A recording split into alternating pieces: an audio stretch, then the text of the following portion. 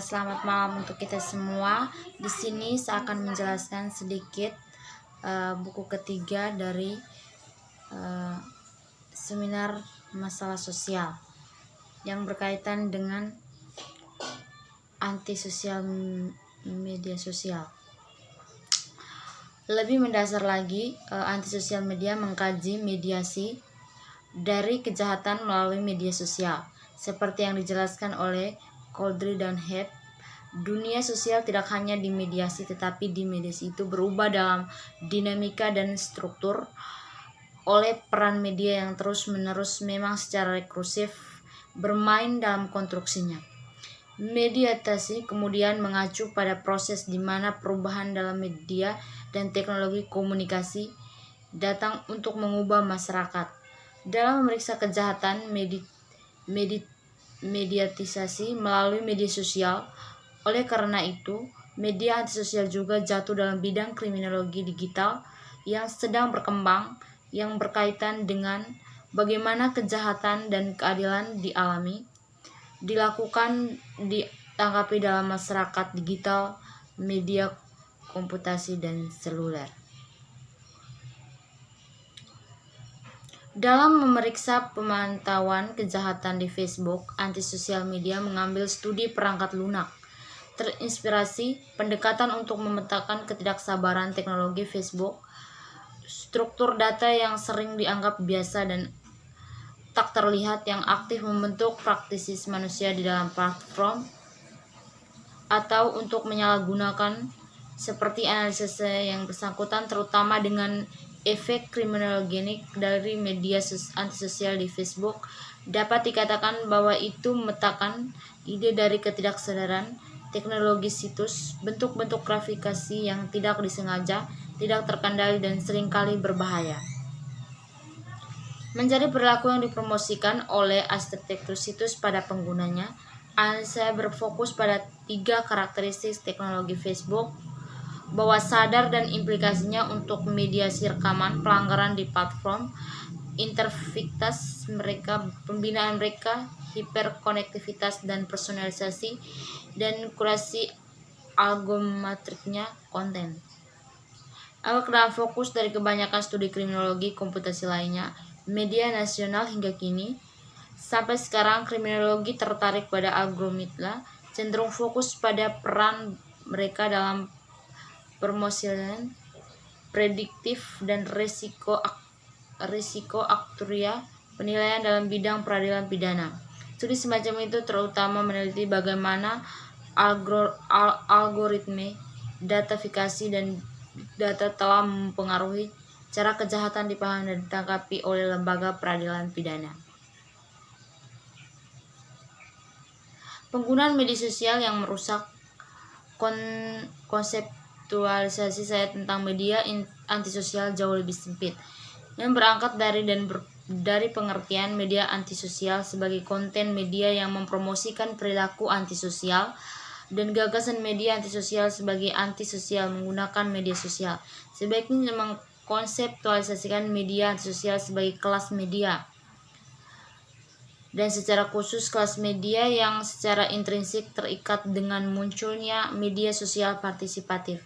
Melalui pemeriksaan halaman pertarungan, buku ini mengembangkan gagasan tentang media antisosial di luar permainan cerdas untuk menggambarkan kelas media yang dapat sedikit praktik dari peneliti.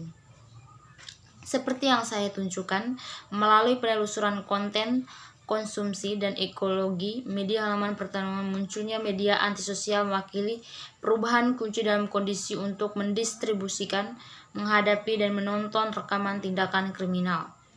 Oleh karena itu, media antisosial dapat dibedakan dari penyimpangan online dilakukan baik secara individu atau jaringan offline yang telah ditetapkan sebelumnya. Meskipun media sosial menyediakan platform bagi individu untuk terlibat dalam perilaku antisosial seperti cyberbullying, seperti yang dilakukan secara individu, tindakan bukanlah apa yang saya usulkan untuk menunjukkan pada istilah media antisosial. Sebaliknya, oleh definisi, istilah tersebut hanya menunjukkan pada halaman partisipasi yang didedikasikan untuk mempromosikan dan atau melakukan perilaku antisosial. Untuk memenuhi syarat sebagai anti media sosial harus singkatnya menjadi situs sosialisme daripada perilaku antisosial desentralisasi yang berasal dari seorang individu atau kolektif.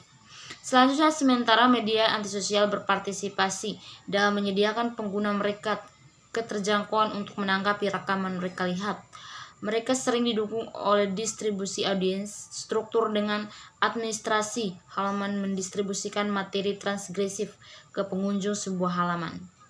Media antisosial juga dapat dibedakan dari dominan online yang dihuni, menggunakan apa yang disebut dunia bawah atau bawah tanah, internet.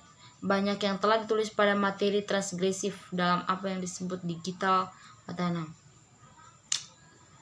Situs dari net dan web sebagai besar tersembunyi di tempat yang tidak dicari. Yang diakses internet atau jaringan dapat media memungkinkan penggunaan untuk menggunakan nama samaran dan akun itu memungkinkan pengguna untuk menjadi anonim satu sama lain. Mereka tetap menjadi dominan yang tidak terenskripsi. Jadi mungkin itu saja penjelasan singkat dari saya.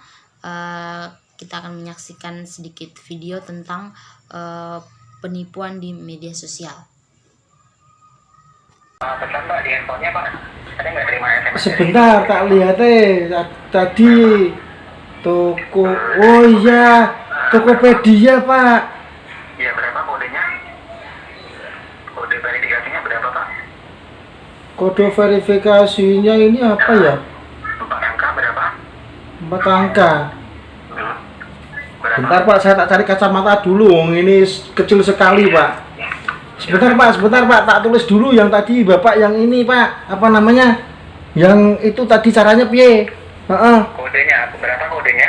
Sebentar dulu, yang kodenya tadi lo, yang nanti saya ke itu, kemana Silakan Pak, silakan. ke itu, nanti saya ngomongnya gimana sama yang punya apa mini ATM tadi. Ya Bapak lihat kodenya Pak. Ini kan kita bisa kasih petunjuk langsung. Silakan kodenya berapa Pak? Sebentar, saya tak golek kacamata dulu. Waduh, kacamataku nindi, mata saya tuh buram Pak. Maklum Pak, sudah tua, jadi agak sedikit minus. Alah ya Allah, dapat rezeki. Bodoh iki, sebodoh iki, ora oleh mudik. Oleh dapat rezeki Tokopedia, ya Allah Gusti. Alhamdulillah. Bentar Pak ya. Mati. Halo Pak. Ya kodenya berapa? Pak, kodenya. Bentar, woi, kacamataku ndi? Waduh, iki setengah telat iki kok aku.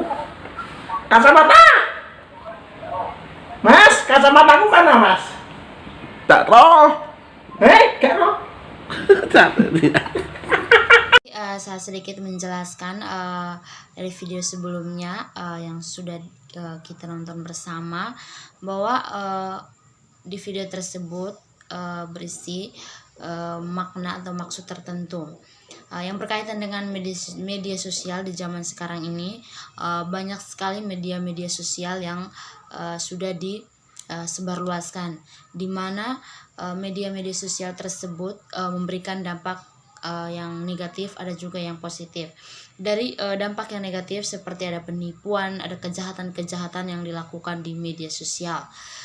Jadi di era digital sekarang banyak sekali pemuda bahkan orang tua menggunakan media sosial untuk berinteraksi atau berkomunikasi. Dalam berinteraksi tentunya juga ada hal-hal yang positif dan juga hal-hal yang negatif. Jadi penggunaan media sosial di zaman sekarang ini banyak yang menimbulkan kasus-kasus tertentu, melakukan kejahatan, bahkan ada tindakan-tindakan kriminal.